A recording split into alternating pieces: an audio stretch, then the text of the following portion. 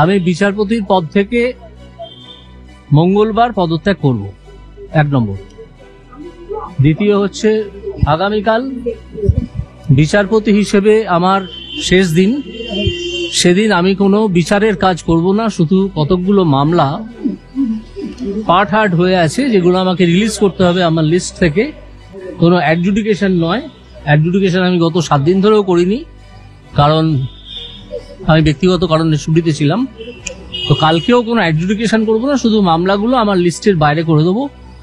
দিয়ে পরশু দিন আমি চিফ জাস্টিস, আমাদের হাইকোর্টের চিফ জাস্টিসকে মৌখিকভাবে জানাবো, এবং পরশু দিন আমি ভারতের রাষ্ট্রপতিকে চিঠি লিখে জানিয়ে দেবো। এবং সেই মুহূর্ত থেকে, যে মুহূর্তে আমি চিঠিটা পোস্ট করব, সেই মুহূর্ত থেকে আমার রেজিগনেশন কার্যকর হবে। এটাই কনস্টিটিউশন এবং কনস্টিটিউশন লয়ের প্রভিশন, সেইটা মঙ্গলবার হবে। তারপর আমি আপনাদের সব প্রশ্নের উত্তর দেবো মঙ্গলবার 1:30টার সময় কোর্টে সূর্য সেন, মাস্টারদা সূর্য সেন মূর্তির নিচে আমি আসব। আপনাদের সব প্রশ্নের উত্তর সেদিন দেবো। মাস্টারদার যে ফাঁসির অর্ডার হয়েছিল, সেই ফাঁসির অর্ডার সই করেছিলেন একসময় হাইকোর্টের জজ, তিনি ব্রিটিশ ছিলেন, ক্ষুদিরামেরও তাই।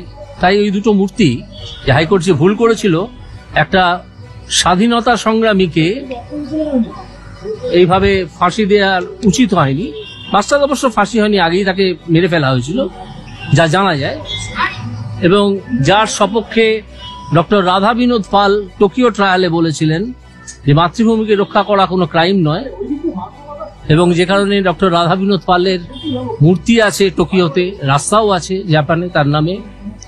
একজন বাঙালি মাথা উঁচু করে সে কথা বলে এসেছিলেন।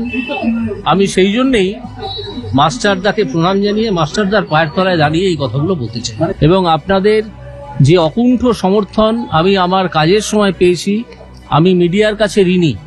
মিডিয়া যেভাবে দুর্নীতির বিরুদ্ধে কথা বলে গেছে ক্রমাগত, এবং তাতে আমার কাজের যে সমর্থন আমি পেয়েছি, তার জন্যে মিডিয়াকে আমি প্রণাম জানাতে চাই। এবং মিডিয়াকে আমি আমার বন্ধু বলে মনে করি, এবং মিডিয়ার কাছ থেকে কোনো কিছুই আমি লুকিয়ে রাখবো না।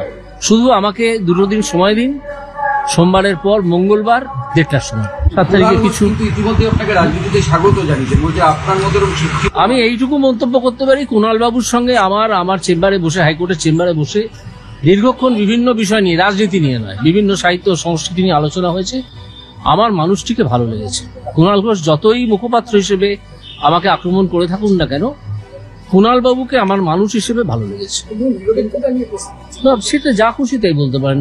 সময় হিসেবে, রাজনীতিবিদ হিসেবে উনি তো বহুদিন রাজনীতি করেছেন, এমপি ছিলেন, সেটা বলতে পারেন। কিন্তু আমি কথা বলে যতটুকু বুঝেছি, কুণাল ঘোষকে আমার ভালো লেগেছে।